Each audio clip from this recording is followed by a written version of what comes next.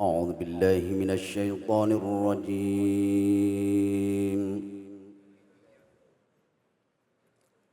بسم الله الرحمن الرحيم.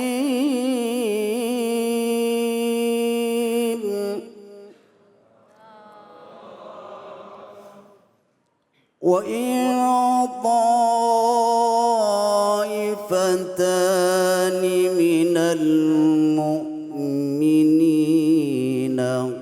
اقتتلوا فأصلحوا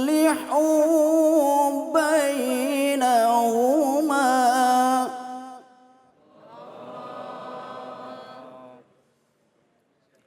فإن بغت إحداهما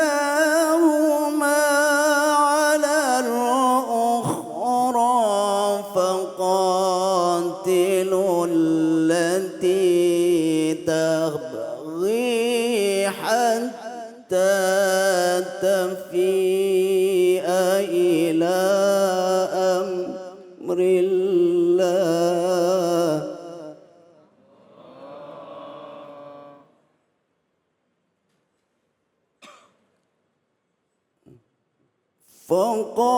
فقاتلوا التي تبغي حتى تفيء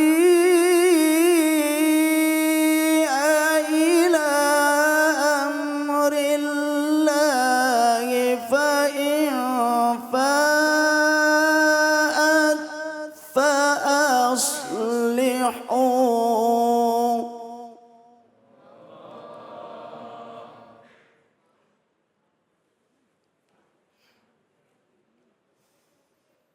فأصلحوا بينهما بالعدل وأقسطوا إن الله يحب المقسطين. إن الله يحب المقسطين.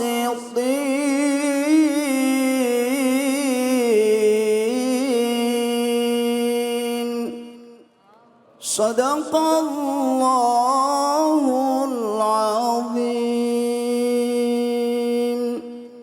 Aku berlindung kepada Allah dari godaan setan yang terkutuk. Dengan menyebut nama Allah yang Maha Pengasih lagi Maha Penyayang. Dan apabila ada dua golongan orang-orang mukmin berperang, maka damaikanlah antara keduanya. Jika salah satu dari keduanya berbuat zalim terhadap golongan yang lain, maka perangilah golongan yang berbuat zalim itu, sehingga golongan itu kembali kepada perintah Allah. Jika golongan itu telah kembali kepada perintah Allah, maka damaikanlah keduanya dengan adil dan berlakukanlah adil. Sungguh Allah mencintai orang-orang yang berlaku adil. Maha benar Allah dengan segala firman-Nya. Surah Al-Hujurat ayat 9 sama-sama tadi telah kita simak dan langsung saja kita dengarkan kajian tafsirnya bersama dengan Ustadz Erik Yusuf. Silakan Ustadz. Baik. Bismillah, salatu wassalamu rasulillah wa ala alihi wa sahbihi wa mawalah wa ba'du. Salam yang terbaik, salam para malaikat kepada para calon penghuni surga semuanya insyaAllah. Assalamualaikum warahmatullahi wabarakatuh.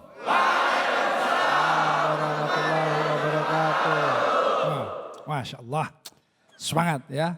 Nah, kalau kita tadi langsung saja mendengarkan tadi ayat yang dibaca ya surah Al-Hujurat ayat 9.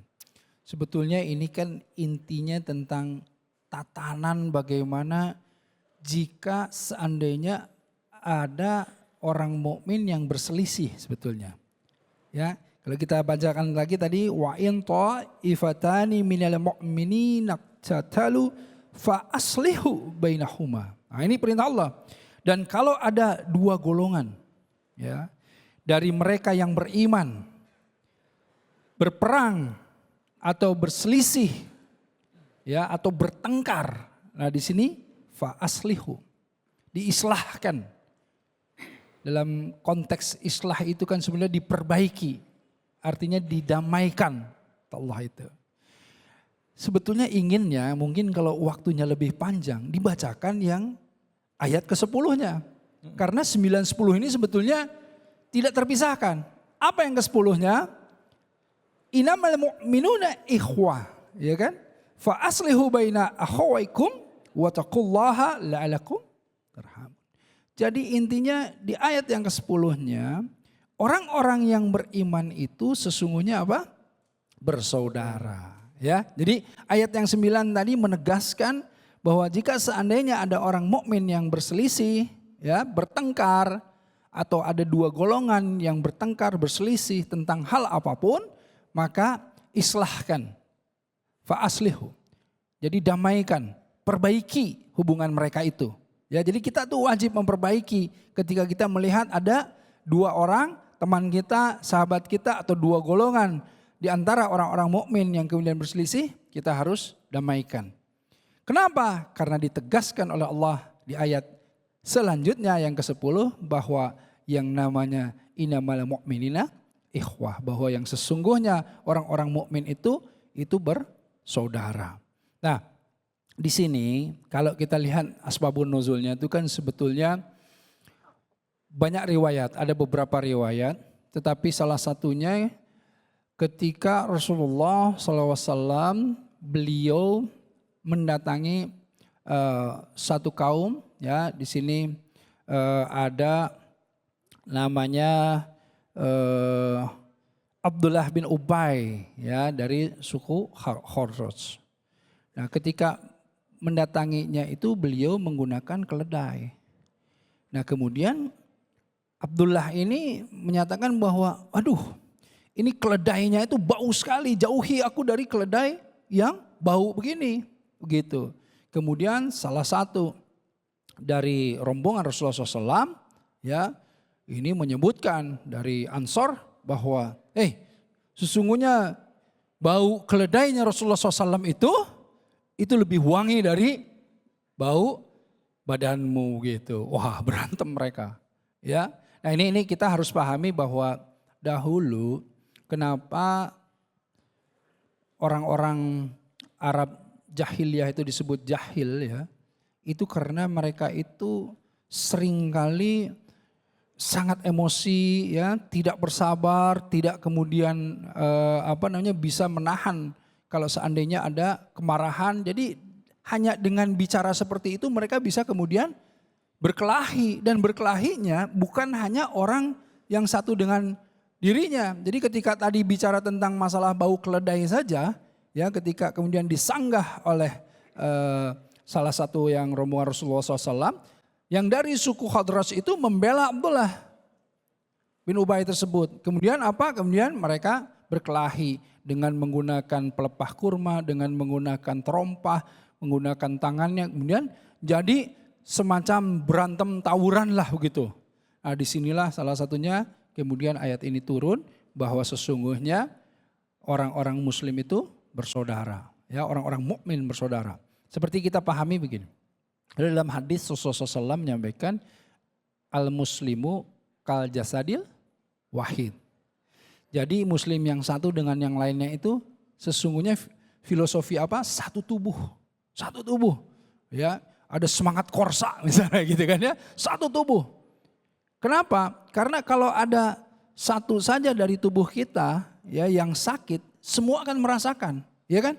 Misalnya ini kalau tentara-tentara saya lihat gagah-gagah semuanya, ya.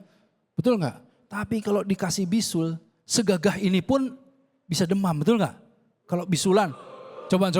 Ada yang kalau sakit gigi terus kemudian tidak terasa, tetap kalau sakit gigi bisa terasa, bisa kemudian nggak fokus, betul nggak?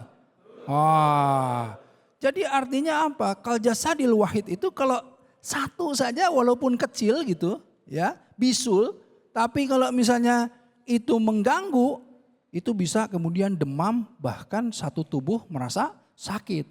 Nah karenanya konsep filosofi satu tubuh itu Rasulullah SAW menyampaikan apa? Al-muslimu kal jasadil wahid. Jadi kita ini dengan saudara kita, misalnya nih sekarang Palestina misalnya, ya saudara kita sedang kemudian menderita, kita bisa merasakannya begitu loh. Ya, kawan kita, saudara-saudara kita yang terkena musibah dan lain-lain, satu tubuh gitu. Nah apalagi kalau Rasulullah SAW juga dalam kesempatan lain menyampaikan bahwa al-muslimu ini kalbunyanin yasutu bolum ba'do. Muslim yang satu dan yang lainnya itu ini seperti bangunan yang kokoh kata Rasulullah SAW. Berarti kalau bangunan yang kokoh, antum ini seragamnya aja sama kan. Tetapi karakternya, divisinya boleh jadi berbeda-berbeda ya kan. Tugasnya beda-beda. Nah kalau ini kita satukan, dia haruslah seperti benteng yang kokoh. Benteng yang kuat. Ya, apalagi kalau tentara itu bisa bela negara, menahan dari segala sesuatu gangguan ya terhadap negara kan begitu. Harus kokoh, harus bisa seperti benteng yang kokoh.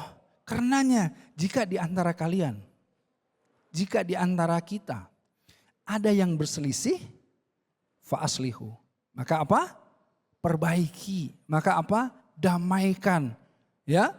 Nah, disinilah kenapa ayat ini kemudian muncul. Artinya apa? Artinya agama Islam itu mempunyai sebuah konsep di mana poinnya adalah tatanan keteraturan ya antara muslim yang satu dan yang lainnya mengenai permasalahan hak kok ya, yang hak dan yang apa yang menjadi kewajiban mereka semuanya ini harus mereka pahami agar supaya tidak terjadi perselisihan. Ada tatanan yang mengaturnya. Di sini poinnya adalah bagaimana agar supaya umat mukmin ini tidak masuk ke dalam perpecahan, tidak masuk ke dalam permusuhan, ya, tidak masuk ke dalam percerai-berai, tidak masuk ke dalam fitnah, namimah, adu domba dan lain-lain. Kenapa? Nah, ini menarik. Dari ayat yang sebelumnya, itu juga yang menjelaskan tentang permasalahan hoax. Jadi ayat yang sebelumnya ya ayyuhalladzina, ini di ayat 6 ya, tadi kan 9. Kalau di ayat 6-nya membahas tentang ya ayyuhalladzina amanu in ja'akum fasikum binaba'in fattabayun. Jadi artinya orang beriman jika datang kepadamu orang-orang fasik yang membawa berita itu harus diklarifikasi. Jadi ini menyambung sebetulnya dari ayat yang sebelumnya, dari ayat 6 membahas tentang masalah ada berita yang harus kita klarifikasi, harus kita tabayun terus. Kalau ternyata tiba-tiba terganggu oleh ini semuanya, kemudian ada perselisihan, harus kemudian diperbaiki, didamaikan. Kenapa? Karena ayat selanjutnya menyebutkan bahwa kita ini bersaudara. Baik. Begitu insya Allah ya. Terima kasih banyak Ustaz. Alhamdulillah. Silakan, ada yang mau bertanya? Ya. Wah, ini banyak. Yang di depan. Ya, Masya Allah. Mantap ini ya. Bismillahirrahmanirrahim. Ya. Assalamualaikum warahmatullahi wabarakatuh. Waalaikumsalam warahmatullahi wabarakatuh. Sebelumnya terima kasih atas kesempatan yang diberikan kepada kami. Izin memperkenalkan diri, nama Sersan 2 Nasrul Amir, berasal dari Satuan Resimen Arhanud 1 Faletihan. Pertanyaan kami Ustadz, jika dalam kondisi darurat di lapangan, kira-kira seperti apa ibadah yang bisa kita lakukan? Terima kasih. Assalamualaikum warahmatullahi wabarakatuh. Waalaikumsalam warahmatullahi wabarakatuh. Ini ciri orang-orang soleh ini kelihatan ya. Masya Allah. Insya Allah. Jadi dalam ibadah, dalam perang, dalam tugas, dalam kondisi di hutan di mana-mana, pikirannya apa? Oh, kalau ibadahnya gimana nih kan gitu ya? Benar. Dalam keadaan sempit lah. Dalam keadaan apapun. Nah makanya ini yang menariknya begini. Kita itu, umat muslim itu yang namanya ibadah pertama. Bukan hanya ibadah hablumnallah, tetapi ada hablum minan nas. Bukan hanya masalah ritual-ritual saja, tetapi juga ibadah sosial. Karenanya tadi Ustadz David Khalik tadi menyampaikan bahwa yang namanya bela negara termasuk ibadah. Termasuk ibadah insya Allah gitu ya. Karena apa? Karena kita melindungi insya Allah. Berupaya keras Untuk apa? Melindungi, menjaga perdamaian. Kan gitu. Itu kan ibadah juga. Nah, tetapi pertanyaannya tadi pasti ke ritual. Jadi kalau misalnya kita nih lagi harus kemudian mengejar musuh atau di dalam hutan, bagaimana sholatnya kan gitu. Sementara sholat tetap wajib. Iya, Ya kan? benar. Artinya apa? Artinya sholat bisa dilakukan dalam kondisi apapun. Dalam kondisi berdiri jika sanggup. Kalau enggak sambil duduk. Kalau enggak sambil tidur. Bisa. Tidak bisa bergerak dengan istirahat bisa. Tidak bergerak dengan isyarat bisa. Dengan isyarat bisa. Kedipan mata bisa. Jadi Nah, misalnya maaf nih Ustadz, lagi ini nih siap-siap mau nembak gitu dia. nah, Azan, Allahu Akbar, Allahu Akbar. jika seandainya tidak ada waktu untuk kemudian berganti. Iya. Ya bergantian ya, Iya. ganti sim. Nggak ada waktu nih, kita lagi nih, gimana sholatnya gitu kan. Nah disinilah kemudian tidak boleh meninggalkan itu semuanya. Kita kemudian sholat dengan cara aman tadi. Pertama tayamum, kan begitu. Ya, kedua apa? Kedua kita dalam posisi seperti itu kita kemudian dengan isyarat tadi. Kalau seandainya nih ya, seandainya tidak bisa bergerak ya, selama, nah tapi kan gini ya, bikinnya selama masih ada air harus wudhu. Selama masih bisa berdiri harus, ya, selama bisa bergerak harus Bergerak. Nah, itu dia. Tapi kalau tidak ada pilihan lain, yang paling kemudian bisa kita menyalakan sholat dengan isyarat tadi secara bacaan tapi tetap. Ya. Ya, nah ini sering kali ditanyakan kenapa? Karena banyak yang kemudian dalam ya rimba di dalam hutan dan lain-lain kan permasalahannya banyak sekali. Ya. Apalagi harus siaga. Nah karenanya kalau saya dengar dari kawan-kawan tentara itu biasanya bergantian. Kecuali ketika mengejar satu target. Oh, ketika mengejar satu target kan saat waktunya karena bisa kemudian dijamak ya, ada rukshoh. Waktunya di situ. Istirahat itu istirahat untuk sholat. Ya. Iya, jadi bukan istirahat untuk leha-leha. Makanya dahsyat sekali nih para pasukan kita ini ya. Jadi istirahat itu bukan istirahat untuk leha-leha, tetapi istirahatnya mengambil untuk waktu sholat, digunakan atau dimanfaatkan untuk waktu sholat. Oh, Masya Allah. Masya Allah. Baik, terima kasih banyak Ustadz. Nih jadi tadi Pak ya, kalau ini ada ibadahnya tadi, ibadah wajibnya tadi ya. Ibadah mahdhuhnya misalnya sholat ya tadi bisa ada rukshoh, ada kemudahan ya tadi bisa pakai isyarat. Kalau memang nggak bisa gerak. Baik, kita akan lanjutkan lagi bahasan kita mengenai bela negara akan semakin dalam dikaji. Jadi jangan kemana-mana, tetap di sini di Cahaya Hati Indonesia.